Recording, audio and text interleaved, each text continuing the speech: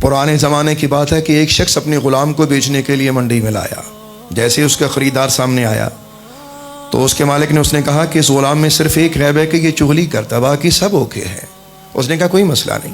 وہ اسے خرید کر اپنے گھر لے گیا. جب کچھ دن ہو گئے تو وہی غلام ایک دن اپنی مالکن کے پاس بیٹھ کر تو مالکن کا وفادار بن کے کہنے لگا کہ مالکن آپ کتنی اچھی ہیں، آپ گھر کے سارے کام کرتی ہیں، آپ مالک کا کتنا خیال کرتی ہیں، لیکن مالک اچھا انسان نہیں ہے، یہ کسی دوسری عورت کو آپ کے اوپر لانا چاہتا ہے، یعنی کہ گھر میں سوتن لانے کا سوچ رہا ہے. تو آپ ایک ایسا کام کریں، اگر آپ وہ کر دے تو میں آپ کا گھر ساری زندگی کے لیے جنت بنا سکتا ہوں. مالکن نے کہا وہ کیا کرنا ہے؟ اس نے کہا کہ جب مالک رات کو سو جائے تو آپ نے یہ کام کرنا ہے کہ سوئے ہوئے مالک کی گردن کے قریب سے کچھ بال کاٹ کے آپ نے مجھے دینے. میرا ایک دوست جادوگر ہے، میں ایسا جادو کراؤں گا کہ مالک ساری زندگی آپ پہ لٹو رہے گا اور آپ پرسکون ہو کے ساری زندگی اس مالک کے ساتھ گزاریں گی. مالکن بیچاری مان گئی، اسے کیا پتا تھا کہ کیا ہونے والا ہے. اس نے کہا کہ بس آج رات آپ یہ کام کر دیں، میں نے صبح ہی جا کے مالک کے بالوں پہ جادو کروا کے کام کر دینا ہے. یہاں سے فارغ ہونے کے بعد مالک کے پاس جاتا ہے اور مالک کو کہنے لگا مالک آپ کو پتہ ہے کہ آپ کی بیوی آپ کو قتل کرنا چاہتی ہے. اس نے کہا تو جھوٹ بولتا، یہ ہو ہی نہیں سکتا، وہ بہت وفادار ہے. اس نے کہا مالک جانے دیجئے، آپ کو میں بتا رہا ہوں کہ آج رات آپ کی بیوی آپ کو قتل کر دے گی، یہ کسی اور کے ساتھ چکر میں پڑ گئی ہے، ابھی آپ کی نہ رہی. مالک اس پہ نہایت غصہ ہوا. اس نے کہا کہ تو میری پاک باز بیوی پہ الزام لگاتا ہے. اس نے کہا مالک اگر آج کی رات آپ دیکھیں، اگر آپ کی بیوی سوتے ہوئے میں، آپ جھوٹ موٹ سو جائیے نا، مطلب اندر سے جاگتے رہیے، تو آپ دیکھیے گا کہ اگر آپ کی بیوی آپ کی گردن کے قریب اس طرح لے کر نہ آئے تو میری گردن معاف، آپ کو مطلب میرا خون معاف ہے، آپ مجھے مار دیجئے، مجھے اس پہ کوئی دکھ نہیں ہوگا. مالک نے کہا اچھا تو نے تو بڑا کام کیا ہے. اب استغفر اللہ تبارک و تعالیٰ، دونوں طرف آگ لگائی. ادھر سے پھر مالکن کے پاس گیا، کہنے لگا کہ آج کی رات اپنا کام کر دو، صبح میں نے جانا ہے پاس. رات آ گئی، مالک جھوٹ موٹ سو گیا. وہ بیچاری اٹھی اللہ والی، آدھی رات کو اٹھی، ہاتھ میں اسرا پکڑے ہوئے، جیسے ہی اپنے شوہر کی گردن کے قریب سے بال کاٹنے کے لیے آگے بڑھی ہے اور قریب پہنچی تو شوہر چونکہ سو رہا تھا، اندر سے جاگ رہا تھا، اوپر سے سو رہا تھا. اس نے اپنی بیوی کا ہاتھ پکڑ لیا اور ہاتھ پکڑ کر اسی اسرے سے اپنی بیوی کو قتل کر دیا. اللہ اکبر، پہلا فتنہ. اور جیسے بیوی کے پچھلوں کو پتہ چلا، اس کے گھر والوں نے آ کر بیوی کے شوہر کو مار ڈالا، یعنی خون کا بدلہ، خون فارغ ہو گئے، یعنی ایک قتل پھر دوسرا قتل. یہ فتنہ ہوا چغل خور ملازم کی وجہ سے. ہمارے معاشرے میں آج اس سے بڑے بڑے گناہ ہو رہے ہیں. کتنا بڑا گناہ ہے یہ، بظاہر کتنی چھوٹی سی بات ہے، ایک شخص کی بات ادھر، ادھر سے ادھر، تو ایسے ملازم گھروں کو برباد کرتے ہیں. ہمارے معاشرے میں ایسے بہت سے لوگ ہیں جو پورے معاشرے کے لیے ناسور ہیں. توبہ. میرے بھائی اور بہنوں، میں آپ کی خدمت میں اسی جیسے اور گناہوں کی کچھ سزاؤں کا ذکر کرنا چاہتا ہوں. آپ سماعت کیجئے گا کہ وہ کتنی بھیانک سزائیں ہیں. ہم امت محمد ہیں، الحمدللہ اللہ تبارک و تعالیٰ نے ہماری شکلیں بدلنے سے ہمیں بچایا اس دنیا میں. اللہ تبارک و تعالیٰ نے ہمیں زمین میں دھنسنے سے بچایا اس دنیا میں. یہ سب میرے آقا کریم علیہ السلام کی غلامی کی بدولت ہے. صحابی رسول حضرت معاذ رضی اللہ تبارک و تعالیٰ عنہ، انہوں نے سرکار دو عالم کی بارگاہ میں عرض کی یا رسول اللہ آپ یہ ارشاد فرمائیے کہ آپ کی امت کے گناہ گاروں کو قبروں سے کس طرح اٹھایا جائے گا. اللہ اکبر.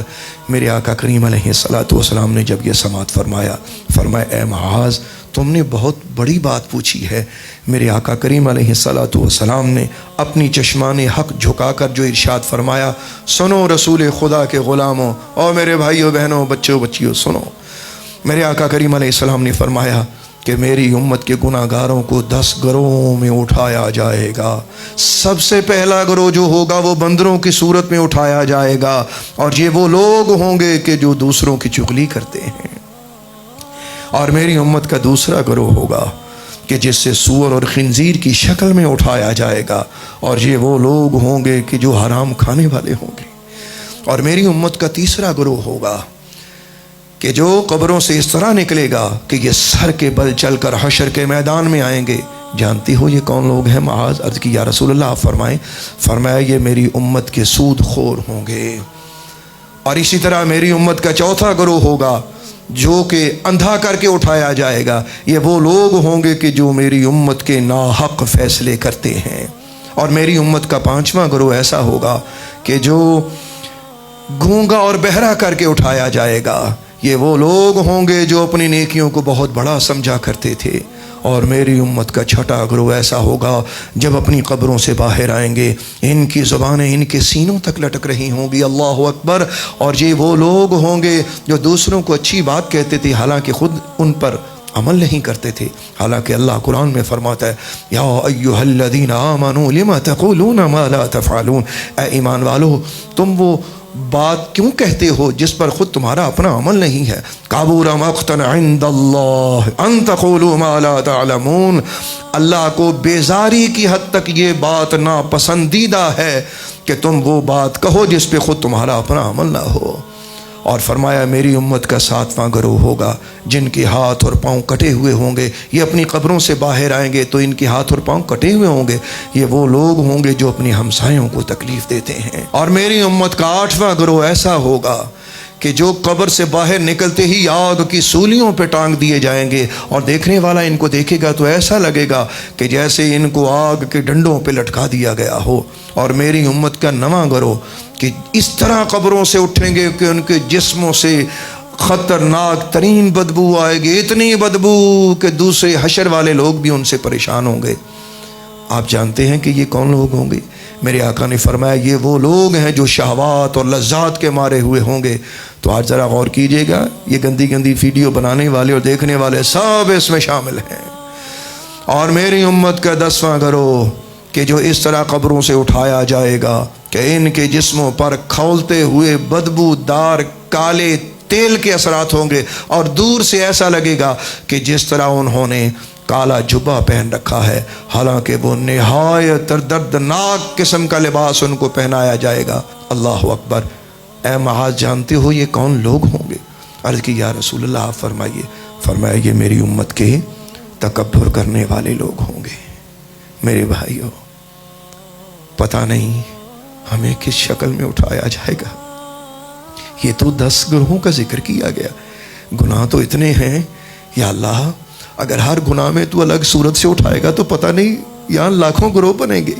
میرا اللہ بہتر جانتا ہے، لیکن میں درد دل سے آپ سب بہن بھائیوں کی خدمت میں عرض کرنا چاہتا ہوں آج موقع ہے، اپنی زندگی کو سنبھالیے، اور وہ موقع توبہ کا ہے۔